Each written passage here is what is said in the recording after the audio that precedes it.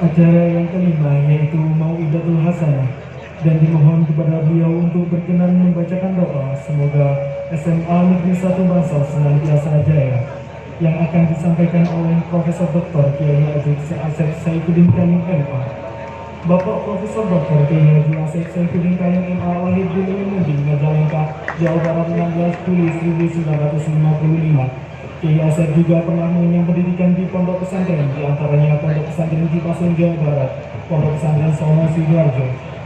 Kepada Bapak Profesor Dr. Kiai Haji Asep Saifuddin Kanim MA, kami silahkan.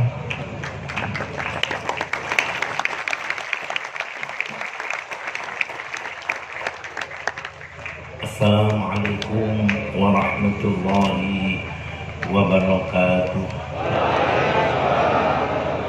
Bismillahirrahmanirrahim. Alhamdulillahirabbil alamin. Wa bihi nasta'inu ala umurid dunya waddin. Wassalatu wassalamu ala asyrafil anbiya'i wal mursalin Sayyidina Muhammadin wa ala alihi wa sahbihi ajma'in. Rabbi israh li sadri wa yassir li amri wahlul 'uqdatam min lisani yafqahu qawli. Rabbana iftah bainana wa baina qaumina bil haqqi wa anta khairul fatihin. Amma ba'du.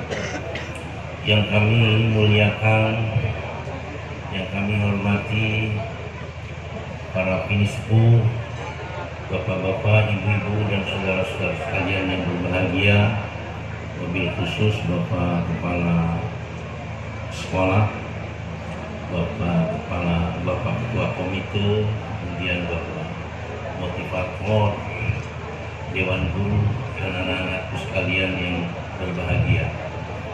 Saya merasa berbahagia sekali bisa komunikasi dengan anak-anak sekalian. Mohon maaf kalau materi saya tentang Mau'idatul Hasanah. Mau'idatul Hasanah itu artinya memberikan nasihat yang baik. Tentu saya harus menyesuaikan diri nasihatnya untuk anak-anak sekalian, agar anak-anak sekalian menjadi anak-anak yang berhasil dunia dan akhiratnya. Anak-anak sekalian, kita semua anak-anak sekalian sebagai kader-kader bangsa yang harus tahu apa yang dicita-citakan oleh bangsa dan negara kita. Tahun 1945 kita merdeka, kemudian dituangkan dalam Undang-Undang Dasar 45, dituangkan dalam tujuan kemerdekaannya bahwa cita-cita luhur kemerdekaan itu adalah mewujudkan kesejahteraan dan menegakkan keadilan. Ujung tombaknya adalah lembaga pendidikan, dan lebih dari itu semuanya, ujung tombaknya lagi adalah Dewan Guru dan tentu saja dengan murid-muridnya. Oleh karena itu kita semua harus memahami anak-anak sekalian tentang apa yang harus kalian dapatkan dari pendidikan ini. Tujuan pendidikan itu akhirnya akan bagaimana kita semua yang terdidik, yang diproses pendidikannya, menjadi orang-orang yang mampu mewujudkan kesejahteraan dan menegakkan keadilan. Oleh karena itu kemudian ada tujuannya.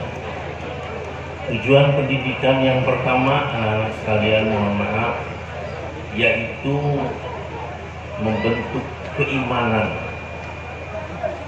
Salah satu muatan keimanan, karena rukun iman itu ada 6, tapi salah satu muatan keimanan itu kita harus beriman kepada hari akhirat.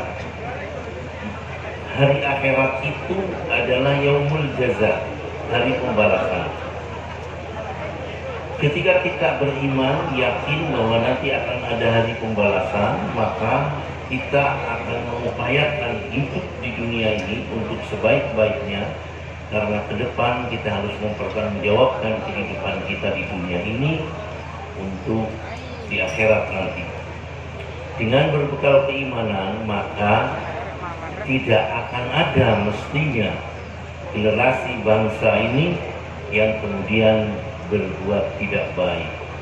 Mohon maaf, tidak akan ada yang berkhianat untuk bangsa dan negaranya. Nomor dua, anak-anak sekalian, iman itu abstrak, susah dibaca, tetapi ada jabarannya, yaitu ketakwaan kepada Allah Subhanahu wa Ta'ala. Sehingga tanggung jawab pendidikan yang nomor dua, tanggung jawab kita semua adalah membentuk ketakwaan, karena ketakwaan adalah jabaran daripada keimanan. Anak-anak sekalian, mohon maaf, berbicara takwa saja sebetulnya tujuan kemerdekaan itu sudah akan terwujud. Di dalam Al-Quran disebutkan, wa may yattaqillaha yaj'al lahu makhrajan wa yarzuqhu min haitsu la yahtasib wa may yattaqillaha yaj'al lahu min amrihi yusra. Barang siapa yang senantiasa bertakwa, maka Allah akan menjadikan segala kesulitannya dijadikan jalan keluar, diberikan jalan keluar, dan Allah akan melimpahkan rizki kepadanya dalam bentuknya yang tidak diduga-duga. Ini anak-anak, tanggung jawab berikutnya yang kemudian anak-anak sekalian harus memperoleh itu semua. Lembaga pendidikan harus mewujudkan, yaitu tanggung jawab pembentukan al-akhlaqul karimah, budi pekerti yang luhur dan budi pekerti yang mulia. Ringkasnya, al-akhlaqul karimah itu piawai dalam bergaul. Siapapun yang menjadi teman pergaulannya akan merasa senang. Tapi antara lain, al-akhlaqul karimah itu orang tidak boleh malas, tidak boleh kikir, utamanya kikir ilmu. Tidak boleh berkata tidak bisa atas tanggung jawabnya. Tidak boleh berkata tidak bisa untuk mewujudkan apa yang dicita-citakannya. Tidak boleh berkata tidak bisa untuk melakukan upaya-upaya yang dibenarkan dalam rangka keberhasilan apa yang dicita-citakannya. Tidak boleh putus asa. Ini al-akhlaqul karimah. Tanggung jawab berikutnya, baru mohon maaf, adalah tanggung jawab akademis. Apa artinya tanggung jawab akademis? Yaitu tanggung jawab Dewan Guru dan anak-anak sekalian agar mampu menguasai muatan kurikulum. Ini kurikulum yang sudah dibuat sebelumnya, yang sudah dibukukan sebelumnya, yang sangat terbatas sekali. Secara utuh, sempurna tersampaikan kepada seluruh anak didiknya. Oleh karena itu harus ada sistem, guru tidak boleh berhenti menjelaskan sampai semua muridnya mengerti, dan murid harus tidak boleh berhenti bertanya sampai betul-betul mengerti. Tetapi kalau sudah mengerti tidak boleh terus bertanya. Ini bertentangan dengan al-akhlaqul karimah. Dalam Al-Quran disebutkan, la tas'alu an asya'in tubda lakum. Jangan bertanya kamu tentang hal-hal yang sudah jelas bagi kamu, maka akan menyengsarakan kamu. Anak-anak sekalian, tanggung jawab lembaga pendidikan, tanggung jawab yang harus dipertanggungjawabkan bersama adalah pembentukan kecerdasan. Penting sekali kita memiliki kecerdasan. Kecerdasan itu bisa dibentuk dengan mengerti. Yang oleh karenanya semua yang disampaikan oleh guru harus dimengerti. Karena ilmu itu adalah mengerti. Al-ilmu huwal fahmu. Ilmu adalah faham, mengerti. Knowledge is understanding. Baru dikatakan ilmu kalau mengerti. Kalau tidak mengerti ya bukan ilmu. Tanggung jawab berikutnya, tanggung jawab kesehatan. Ini biasanya, mohon maaf, dihandle oleh guru-guru olahraga. Tetapi kadangkala guru olahraga tidak menyadari bahwa pada dirinya ada tanggung jawab yang harus ditunaikannya, yaitu membuat semua anak didiknya memahami tentang arti kesehatan dan kemudian mampu membawakan dirinya senantiasa sehat. Karena tentu dengan kesehatan itu maka seseorang akan bisa bekerja tahan lama dan efektif dalam bekerja. Ini anak-anak sekalian, prestasi boleh, tetapi yang paling penting adalah bagaimana memahami dan memeliharakan kesehatan. Tanggung jawab berikutnya, tanggung jawab keterampilan, mohon maaf. Unit pendidikan apapun tidak harus hanya SMK, itu harus menyampaikan keterampilan. Hari ini keterampilan yang paling efektif di sekolah-sekolah adalah IT. Hari ini keterampilan yang paling efektif adalah akuntansi, mohon maaf, barangkali itu. Tetapi juga dalam bahasa Inggrisnya itu harus ada period yang hanya digunakan untuk speaking, karena speaking itu akan menjadi sebuah kemampuan keterampilan. Ini anak-anak sekalian. Tanggung jawab berikutnya adalah tanggung jawab seni. Tetapi seni itu saya setuju sekali dengan seni yang gaungnya sebagaimana yang tadi, baik itu bandnya ataupun bunyian-bunyian yang lainnya seperti itu. Karena seni yang dimaksudkan adalah terbentuknya rasa kasih sayang kepada sesama. Ar-Rahimuna yarhamuhumur Rahman, orang yang senantiasa melimpahkan, memberikan kasih sayang, maka akan dikasih sayangi oleh Allah dan para malaikat. Tanggung jawab yang terakhir adalah tanggung jawab pembentukan kreativitas. Tidak perlu diajarkan, tetapi tanggung jawab yang tadi saya sampaikan dikuasai oleh anak-anak sekalian, maka kreativitas akan terjadi dengan sendirinya. Karena kreativitas membutuhkan bahan baku. Bahan bakunya adalah akademis, yaitu setiap mata pelajaran yang anak-anak sekalian pelajari dapat dikuasai, dapat dimengerti, kemudian ditambah oleh keterampilan yang tadi IT, akuntansi, speaking, kemudian diolah oleh mesin berupa kecerdasan, maka akan menimbulkan kreativitas, akan membuahkan kreativitas. Ketika kreativitas yang bisa dihasilkan oleh adanya kekuatan dan kemampuan akademis disertai oleh keterampilan tadi, dioperasionalkan dengan al-akhlaqul karimah, budi pekerti yang luhur, budi pekerti yang mulia, piawai dalam bergaul, tidak kenal malas, tidak kenal putus asa, maka siapapun akan mampu mewujudkan kesejahteraan dalam hidupnya. Dan ketika kesejahteraan dalam hidupnya itu dikemas oleh keimanan, sebagaimana yang tadi disampaikan, bahwa kiprah hidupnya di dunia akan dipertanggungjawabkan di akhirat, maka kesejahteraannya akan ikut serta mengupayakan terwujudnya keadilan. Dan itulah tujuan kemerdekaan. Mohon maaf, lembaga pendidikan di Indonesia sampai dengan 76 tahun sekarang ini, 77 tahun masih belum berhasil untuk mewujudkan cita-cita luhur kemerdekaan. Untuk itu baik sekali didatangkan motivator dalam hal ini untuk memotivasi anak-anak sekalian. Anak-anak sekalian, saya hanya ingin menambahkan bahwa salah satu upaya untuk mewujudkan keberhasilan hari ini, ketahuilah bahwa cita-cita anak-anak sekalian harus dicanangkan dengan cita-cita yang tinggi. Kenapa demikian? Jangan malu, jangan karena aduh orang tua saya hina, papa miskin, rumah saya di bawah barongan, masa saya harus bercita-cita jadi dokter. Masa saya harus bercita-cita jadi insinyur? Masa saya harus bercita-cita ke luar negeri? Jangan malu. Kenapa demikian? Allah mencintai mereka yang cita-citanya tinggi. Innallaha yuhibbu ma'aliyal umuri wa yakrahu safsafaha.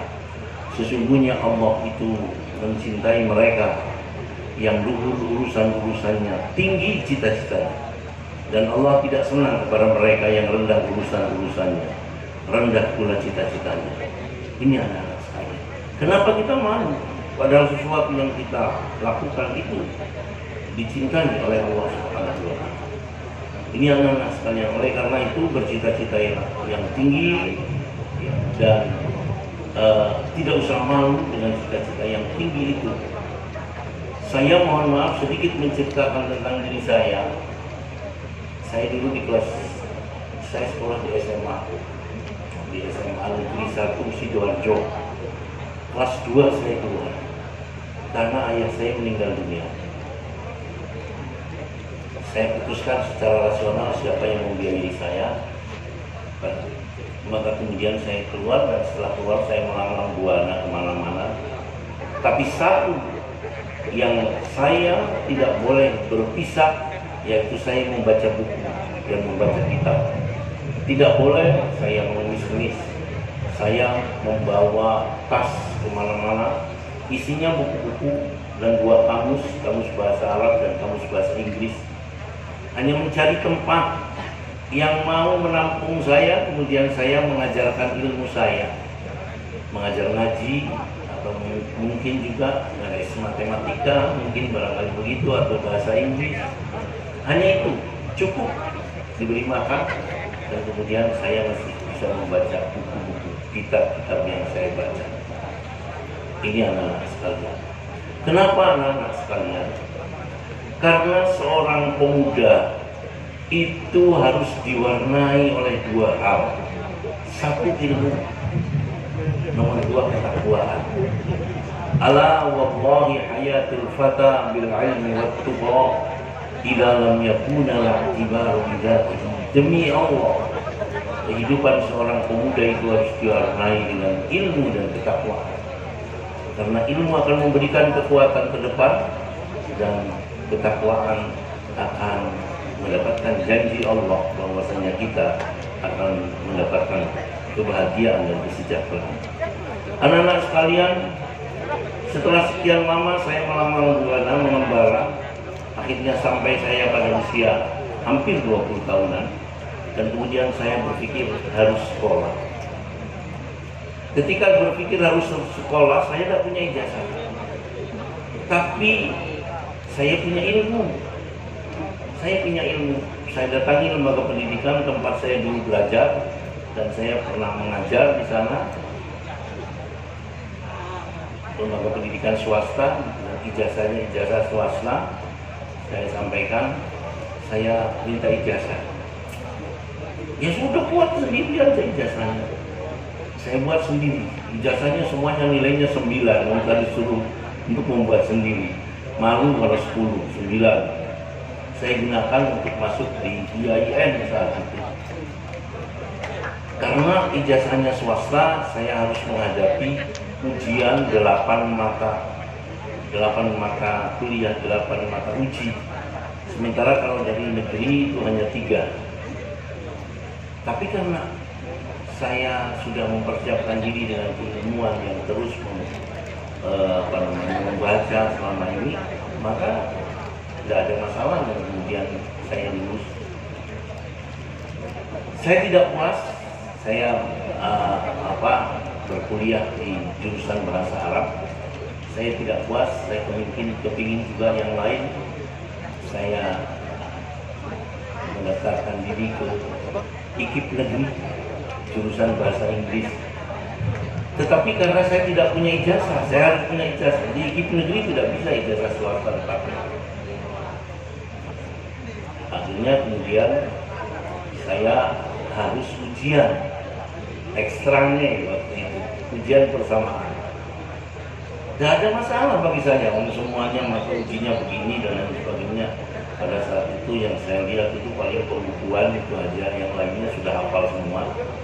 Dan kemudian ujian, setelah ujian walaupun menghadapi kesulitan, saat itu adalah tahun-tahun pertama SKB 3 Merti, sehingga ketika saya harus masuk IKIP harus menemui dulu pembantu rektor 1 Krishna kalau tidak salah saat itu, dan kemudian diberi rekomendasi supaya diikut sertakan dan kemudian lulusnya nomor 1 paling tinggi ya, karena memang saya juga sudah sarjana muda. Itu Bapak, anak-anak sekalian, ketika saya mau masuk sekolah, mau masuk kuliah, ijazah tidak punya, uang tidak punya, sama sekali tidak punya. Apa yang saya lakukan? Saya menjadi kuli bangunan selama 2 bulan untuk mencari uang sebanyak Rp6.000.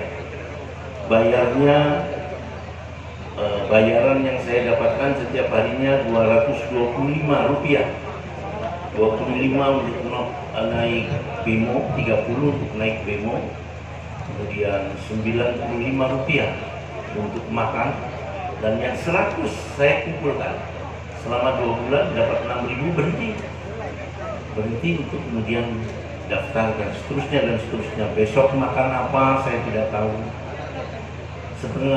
Satu semester selesai, dari mana kemudian saya bisa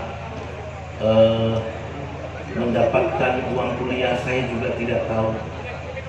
Tetapi anak-anak sekalian, dengan tekad yang kuat, ada saja jalan keluar dan kemudian bisa. Bayangkan saya tidak punya keluarga dan bisa. Sampai kemudian saya mendapatkan gelar guru besar. Saya mohon maaf pada dewan guru, saya mengajar di sekolah swasta SMP swasta lagi. Semua orang tidak percaya kalau saya bisa menjadi guru besar. Tetapi ketika pengukuhan guru besar saya, yang mengukuhkan guru besar saya itu adalah Presiden Republik Indonesia, yang mohon maaf dari sejak merdeka belum pernah ada guru besar yang dikukuhkan oleh Presiden. Kalimatnya beliau adalah kalimat pengukuhan, bukan sambutan. Karena di dalam pidatonya beliau menyampaikan, akhirnya izinkan saya menyebut Pak Kiai Asep dengan namanya yang lengkap, Profesor Dr. Kiai Haji dan seterusnya. Ini Bapak dan saudara-saudara sekalian. Kenapa? Karena saya punya cita-cita yang tinggi. Ya, walaupun awalnya saya malu membawakan cita-cita itu, tetapi malu bertahun-tahun saya malu membawakan cita-cita, diolok-olokkan orang. Tetapi kenapa harus malu? Setelah kemudian saya mendapatkan referensi bahwa orang yang bercita-cita tinggi itu dicintai oleh Allah, dan hari ini mungkin barangkali itu adalah referensi yang baru bagi anak-anak sekalian. Innallaha yuhibbu ma'aliyal umuri wa yakrahu safsafaha. Sesungguhnya Allah itu mencintai mereka yang luhur urusan-urusannya, tinggi cita-citanya, dan Allah tidak senang pada mereka yang rendah urusan-urusannya dan rendah pula cita-citanya. Anak-anak sekalian, sedikit saya menambahkan, tahun 2006 saya mendirikan lembaga pendidikan di Kembang Belok. Tidak ada apa-apanya. Di atas sebuah tanah 1 hektar memang, tetapi dibeli dengan cara mengansur selama 2 tahun. Tidak ada apa-apanya, hanya ada sebuah rumah kecil yang kemudian dijadikan asrama putri untuk 23 anak, dan gudang kayu yang kemudian saya rabat dijadikan asrama putra untuk 25 anak. Sekolahnya di bawah terong, jelek terongnya juga, diberi keber tengah-tengahnya, ini untuk putri, ini untuk putra. Itu anak-anak sekalian. Tetapi saya selalu menyampaikan cita-cita besar, dan hari itu saya belum punya referensi sebetulnya tentang bahwa Allah mencintai mereka yang luhur urusan-urusannya, tinggi cita-citanya. Tetapi memang saya sudah terlanjur selalu mengatakan cita-cita yang besar. Saya dirikan sekolah itu dengan nama MBI, Madrasah Bertaraf Internasional Orang melecehkan bukan bertaraf internasional tetapi bertarif internasional, katanya. Ini Bapak dan saudara-saudara sekalian. Pada saat-saat orang merintis LMBI, rintisan madrasah, LSBI, saya malah mengatakan MBI. Banyak kritik orang, tapi tetap aja berjalan MBI. Saya pikir udah tidak akan dipermasalahkan kalau nanti sudah ada buktinya. Ini anak-anak sekalian, dan akhirnya kemudian berkembang. Saya mengangsur selama 2 tahun. Setelah itu kemudian menyewa di rumah-rumah orang kampung. Tetapi karena cita-cita yang besar, mohon maaf nih, 11 tahun tidak lama, di tahun 2017, Amanatul Ummah mendapatkan award The Most Favorite School in Indonesia, sekolah yang paling favorit di Indonesia. Di tahun 2018 mendapatkan lagi award sebagai The Best Tutoring System School in Indonesia, sekolah yang sistem pengajarannya paling baik di Indonesia. 2019 dapat lagi award sebagai Pondok Pesantren Modern Inspiratif nomor 1 di Indonesia. Dan pesaing-pesaingnya adalah Pondok Pesantren Gontor sebagai pesaingnya saja, sebagai kompetitornya. Darut Najah Jakarta Al-Amin Perinduan. 2020 dapat lagi award sebagai The Excellent Quality Education of 2020, lembaga pendidikan yang kualitasnya istimewa di tahun 2020. Itu anak-anak sekalian. Mohon maaf semuanya dibawakan karena cita-cita besar. Anak-anaknya namanya sekolah swasta, kalian mungkin lebih baik dari mereka, tetapi mereka dimotivasi setiap saat dan kemudian mereka diajak untuk bercita-cita besar. Anak-anaknya menyebar ke seluruh dunia, bukan hanya di Timur Tengah, tetapi di Eropa banyak sekali. Tadi malam saya kedatangan anak yang tengah menyelesaikan disertasinya S3 di Jerman. Beliau menyampaikan kepada saya banyak sekali urusan Amanatul Ummah yang ada di Jerman. Ini Bapak dan Ibu sekalian, di berbagai negara di Timur Tengah. Ini karena mereka cita-citanya besar. Di Indonesia semua tidak ada yang tidak tembus. ITB pada jurusan-jurusan favorit saja, teknik informatika, teknik mesin dan dirgantara, teknik pertambangan dan perminyakan, yang begitu yang diambil anak-anak. Mereka putra-putrinya orang-orang desa, ya, tetapi dibawakan oleh cita-cita yang tinggi.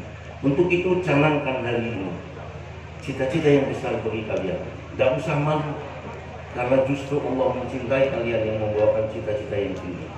Dan justru kalau anak-anak sekalian tidak membawakan cita-cita yang tinggi, malah tidak disenangi oleh Allah Subhanahu wa Ta'ala. Saya kepingin hadir kembali dengan bagaimana membawakan cara agar kalian mudah menerima ilmu dan seterusnya.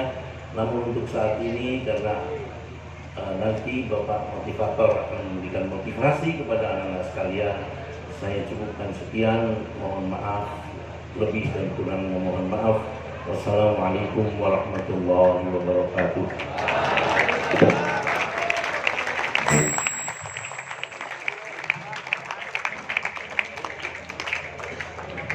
Terima kasih kami ucapkan kepada Bapak Profesor Dr. Haji Asep Saifuddin Khalil.